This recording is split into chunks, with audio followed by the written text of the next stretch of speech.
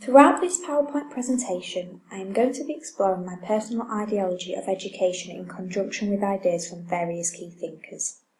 I am going to be discussing and developing my approaches using prompts from key ideologies, including Montessori's approach, Steiner's approach, and the Finnish curriculum. As you will discover, my approach towards the education system is very individualistic, child-centred, and focuses very much on the early years. My views on standardised testing and teaching to the test are supported by many key thinkers and are discussed throughout this presentation.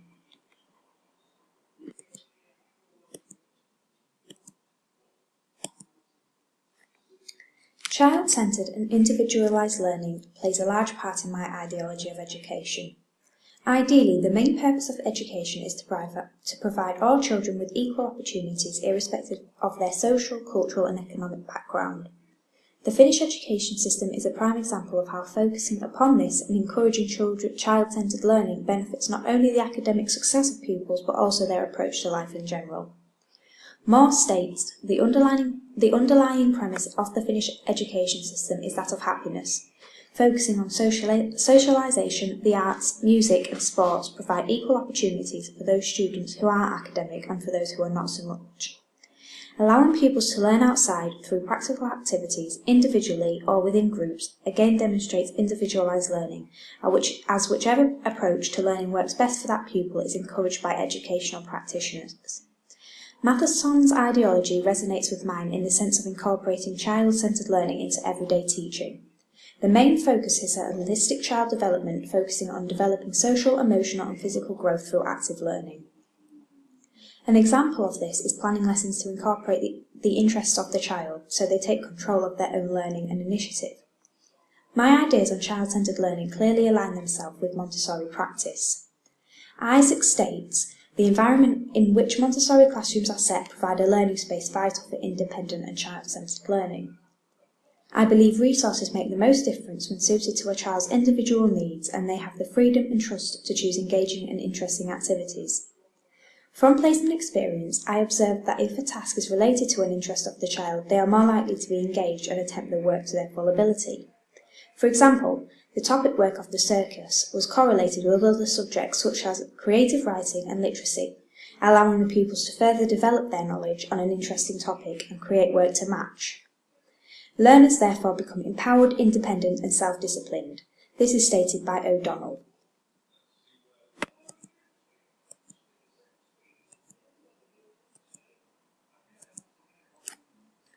Although it is clear that I believe in Montessori and Finnish principles in relation to child-centred and individualised learning, I also do agree with theorists who suggest that the purpose of education is to live and work within society.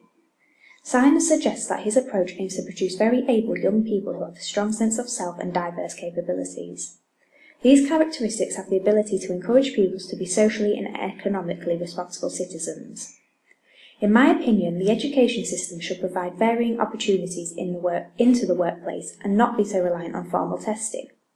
This would not only provide greater opportunities for routes into work, but also a greater confidence amongst pupils. My ideology resonates with that of Steiner's. Lyman states, due to the Steiner curriculum being a flexible set of pedagogical guidelines with the methodology determined by teachers, it means it varies from the mainstream curriculum, and assessment therefore differs too. Instead of the usual formal testing, such as SATs and GCSEs, reflection on a child's classroom performance, communication and language development, and social and emotional development are seen as reliable sources to assess children. Obviously, taking into account the developmental stage in which the child should be working. I believe there needs to be a focus in ensuring children are prepared for the world of work, not only in Steiner schools but in mainstream schools, whether it be academic or vocational. It is vital for as many individuals as possible to pay tax bills and contribute to society as a whole.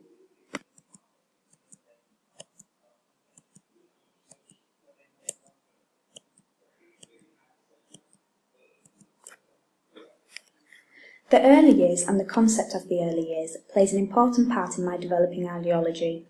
I agree with the whole concept of the prolonged early years and the idea of allowing children to be children without the pressure and constraints from standardised testing. There are many thinkers who believe that a period of prolonged early years is beneficial to the educational journey and furthermore the full life of the child. The underpinning ideologies of the early years foundation stage include stimulating environments, communication and language, and playing and exploration. A great example of how a prolonged early years is used in an education system is that of the Finnish education system. Matheson states that allowing the children the opportunity to choose the tasks in which interests them allow their confidence and independence to grow.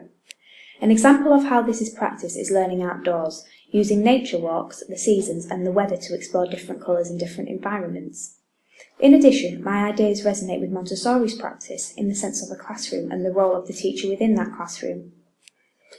According to O'Donnell, the open-plan, neutral and predominantly wooden classrooms encourage a child's natural inclination to learn under the watchful eye of a caring teacher. The teacher or practitioner is there to guide, not instruct the learner. This again resonates with my ideas of the role of the teacher within an early years setting. Furthermore, the Steiner approach explains that during early years the main focus for the children is to develop their communication and language development, social development and physical development, and past age 7 is when the brain is fully developed and capable of more formal testing and learning.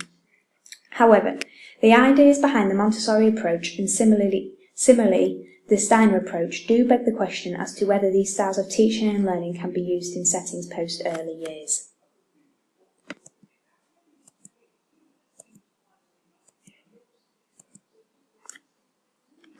My developing ideology resonates with the ideas that less pressure put on pupils during their educational journey, the better.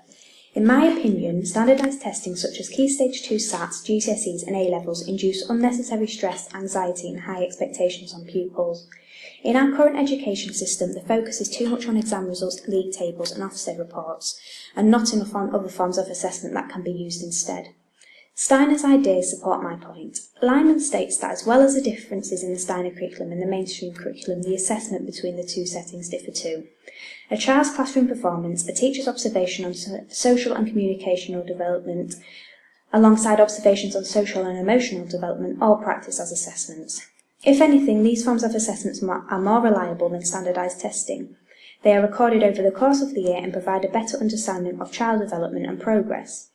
The concept of homeschooling provides evidence that shows how no pressure from standardised testing positively affects children involved. Carney states that not every child is able to learn effectively in a mainstream school environment, and testing is one reason for this. Our current model of schooling is outdated, and our narrow academic curriculum places the emphasis on formal learning and formal testing. This makes it difficult for schools to meet the wide range of educational and developmental needs of individual pupils, as Ofsted's high requirements for results can cloud the underlying principles of the education system. Overall, my ideology of the education system builds upon the underpinning ideas of child-centred and child-initiated learning, taking a large focus on the importance of early years, as well as exploring all the possibilities of assessment other than standardised testing. Thank you for watching this PowerPoint presentation exploring my developing ideologies.